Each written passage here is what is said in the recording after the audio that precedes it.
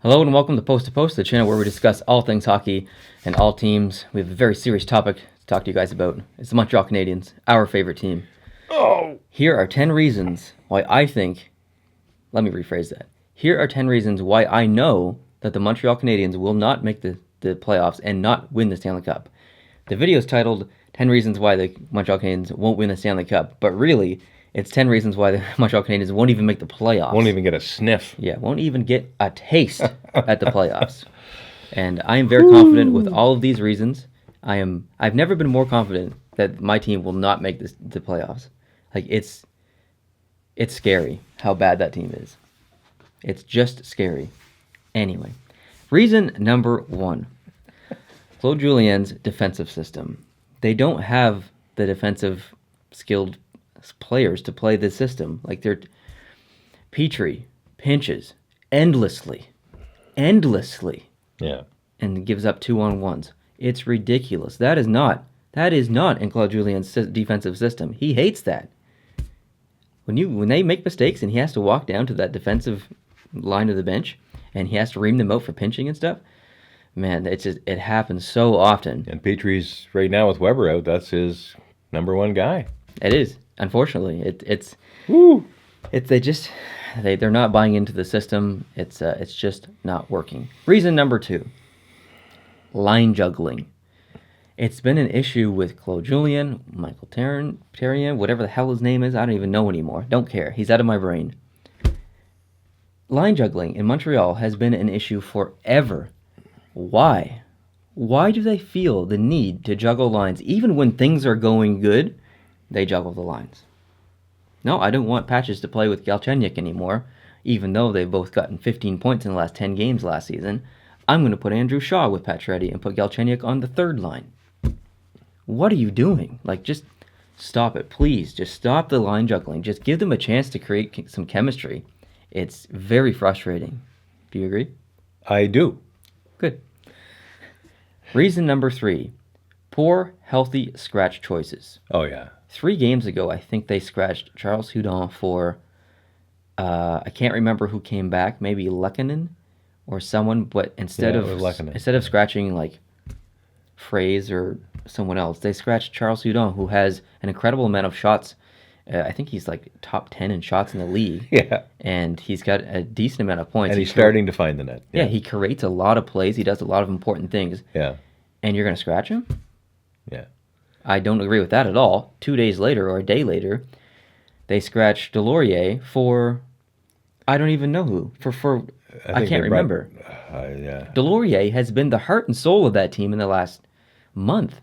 That boy has been working at 120%. He's a horse. He is a horse. And he loves it.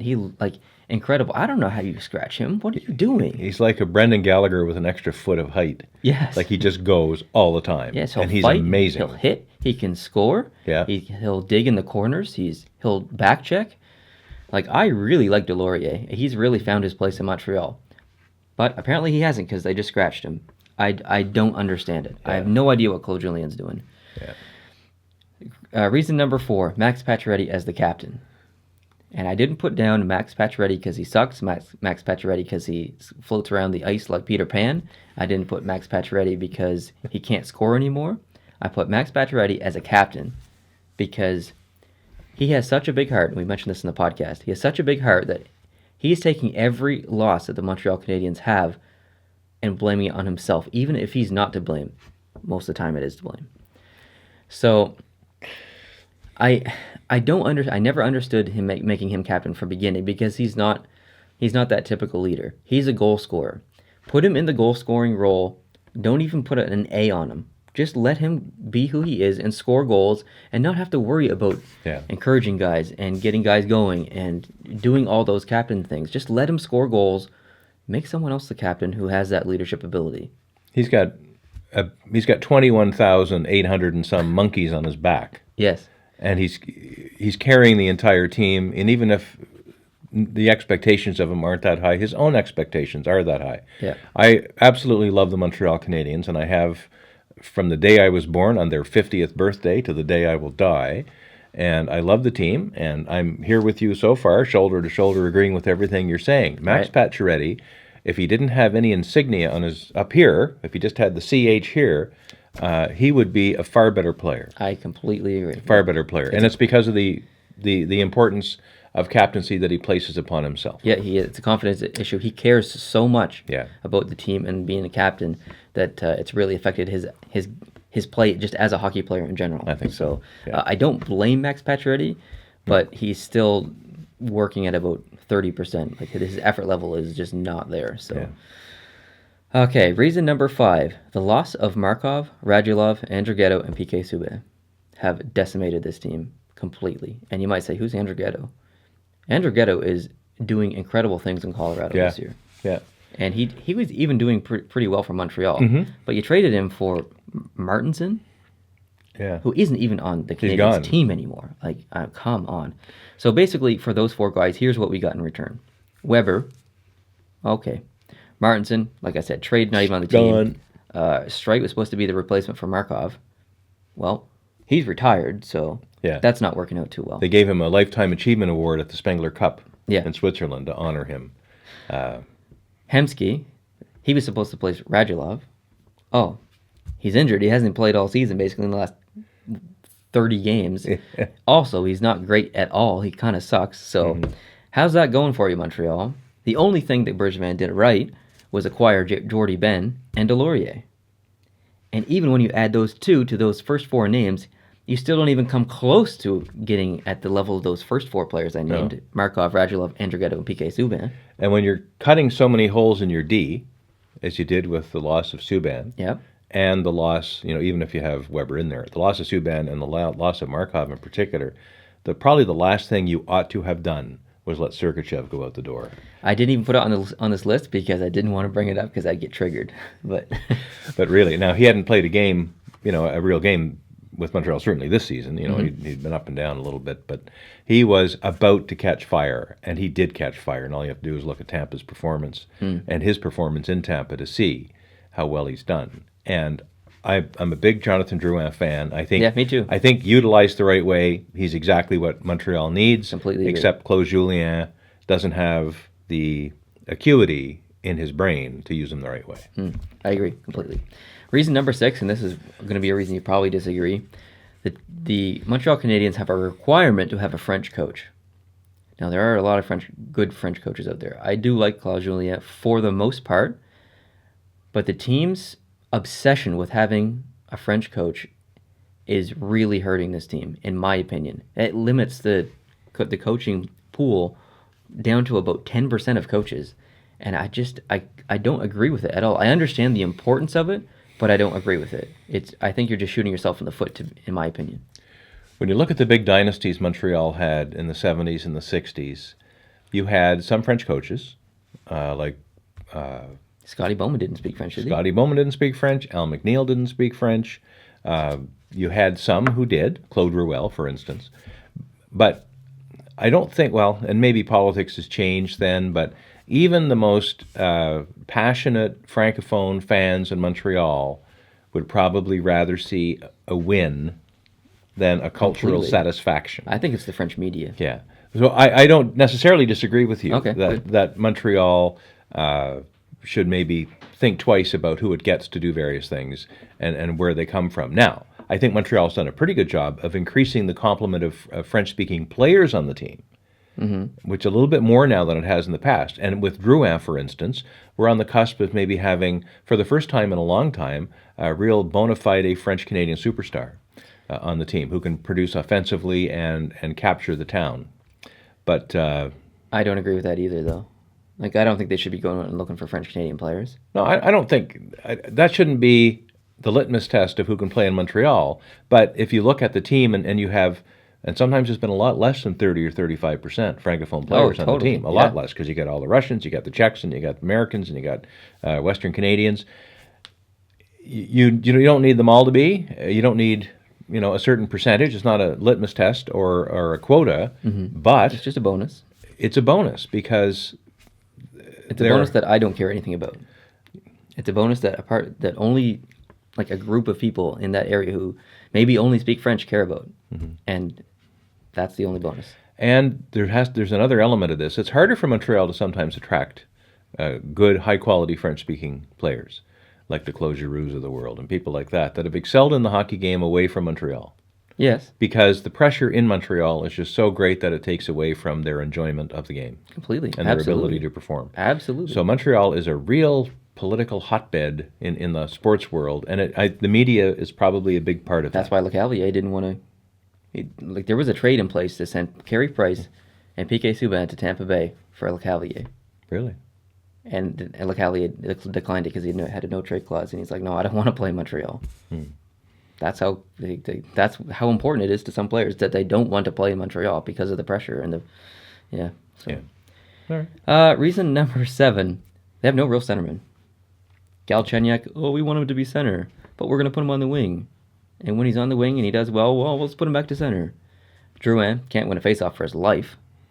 Plekanec gets thrown out literally every single faceoff. Like, I'm serious. Watch him Canadiens game. It's ridiculous. Yeah, he starts every faceoff. He hardly ever finishes. Yeah. Philip Deneau. He's your only true centerman.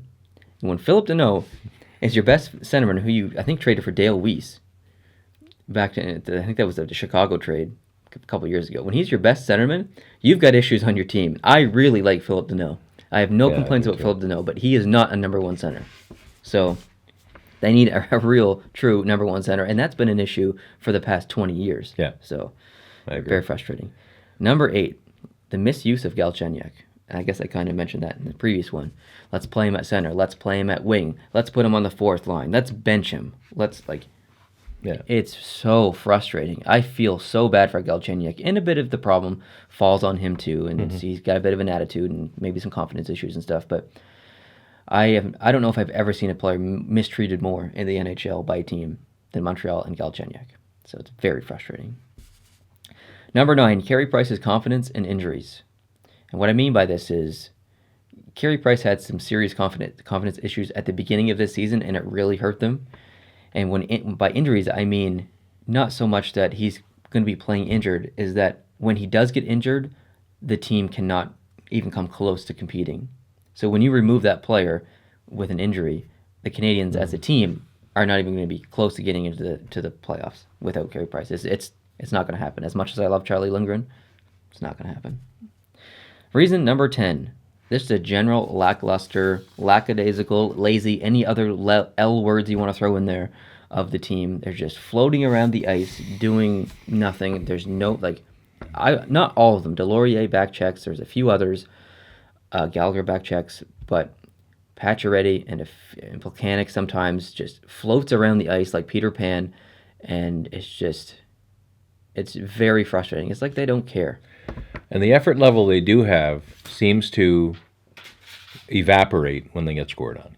Absolutely. And then they let that second goal in. It's happened 10 or 11 times or more maybe now. Just a complete this year. Collapse. They get scored on, they have a letdown, and rather than call a timeout or find a way to energize or motivate the bench, whoever's job it is, whether it's Kirk Muller or Claude Julien or whoever, they just collapse. They go out, put their heads down. Next thing you know, there's another goal scored on them. Rarely do they come back and fight their way back in and get that goal they need to have. They just don't have the courage. When's the last time you remember the Montreal Canadiens coming back in a game this year and winning? This year? Yep. It's probably happened, but I think it's happened 2 or 3 times from my memory. Yeah. Of 39 games.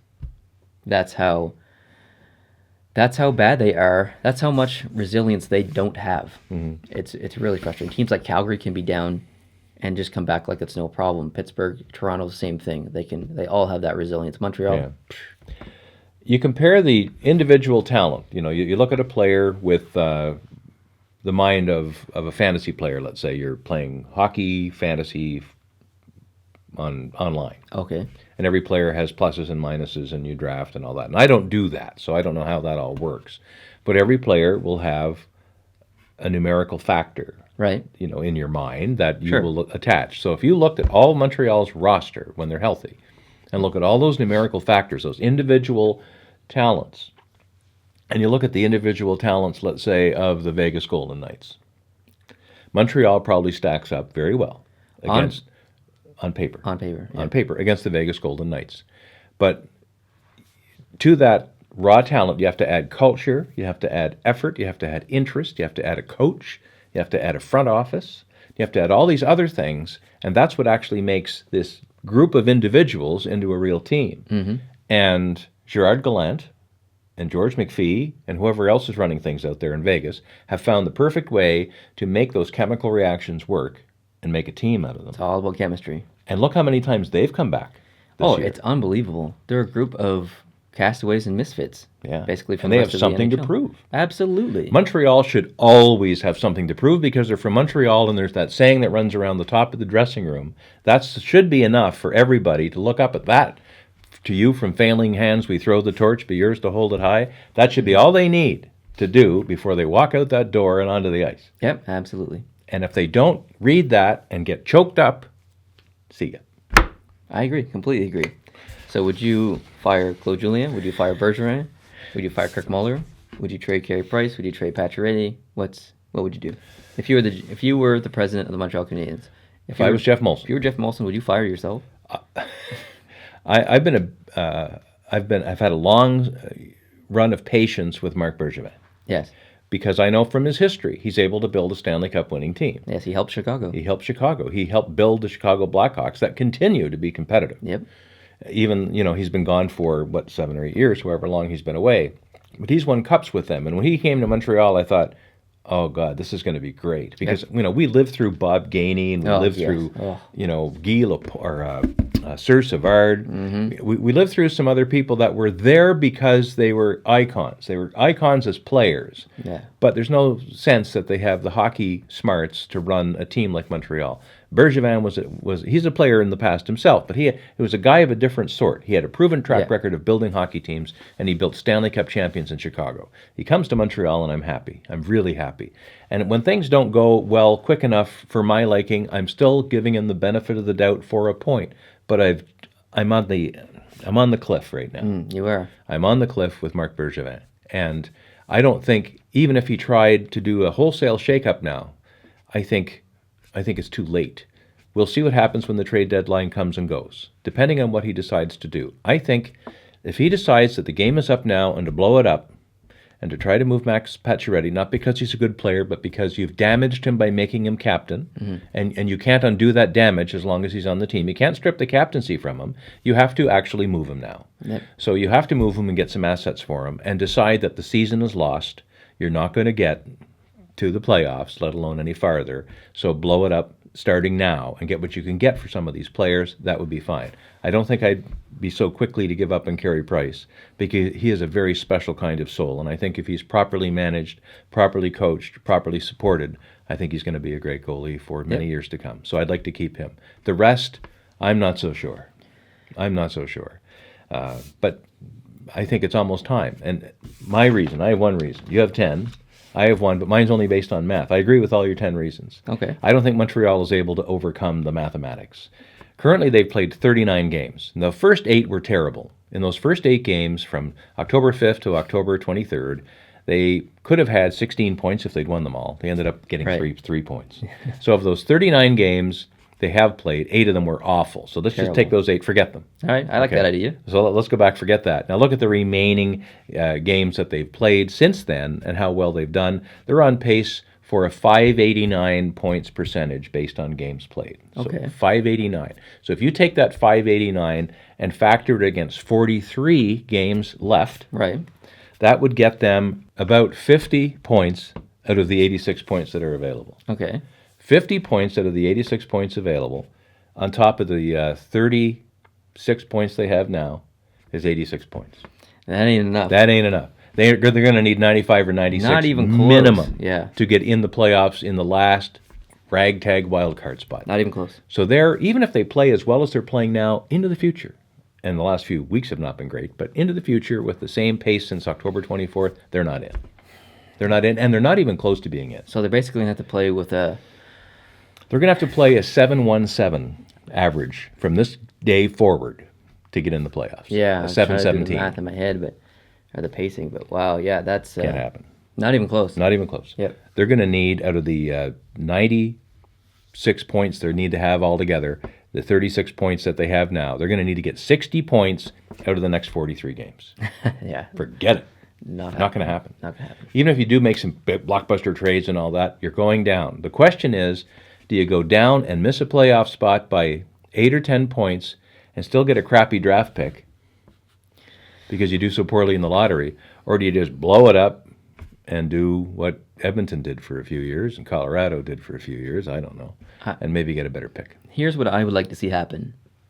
I would like to see Jeff Molson remove his relationship that he has with Marc Bergevin, his emotional relationship, because they're friends. I would like to see Bergevin be canned.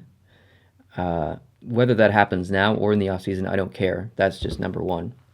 Number two, I would like to see Pacioretty be traded because I think, like you said, he's tainted goods a little bit. Trade him at the trade deadline. His value will be incredibly high at the trade deadline. It'll be unbelievably high. Only a $4.5 million cap hit. Yeah, and Hansel got I think a first and a second round pick last year, and Hansel's down here and Pacioretty's up here. So I think that Montreal should trade Pacioretty, get a first round pick, get 2 second round picks, and just really load up on picks. I think they should trade a few other people, a few other assets. If you want to trade Galchenyuk, I think that his relationship with the Canadiens is so tainted as well that he needs to go just emotionally. Get some picks from him as well. Just load up on first-round picks and really just do a small, quick rebuild over the next 2 years. Mm-hmm. And just run with that, I think, with a new GM, a new mindset going into next season. And still center it around Carey Price and Drouin and Gallagher and some of these absolutely hard-charging assets that you do have. Make that the core of your team. Add some really good young talent at center and on D and go. Yeah, because if you're getting ready to Plekanec next year because of his contract, if you trade Pacioretty, there's another 4.5 or 5 million gone. If you remove some other people as well, if you add Carey Price's contract for the 4 extra million back on, you're looking at about 15 million in free cap space plus potential good picks that you're going to get. I think there's lots of room there to really do something special maybe the next couple of years. So, just my opinion. Not saying I'm right. Just how I feel. So, but it won't be this year. It won't be this year. No. Thank you very much for joining me for this video. Sorry that I triggered you there a little bit. Thanks for having me. Thanks, guys, for watching. We appreciate it. If you like this video, hit the like button. If you're new to this channel, hit the subscribe button. And we'll see you in the next one. Adios.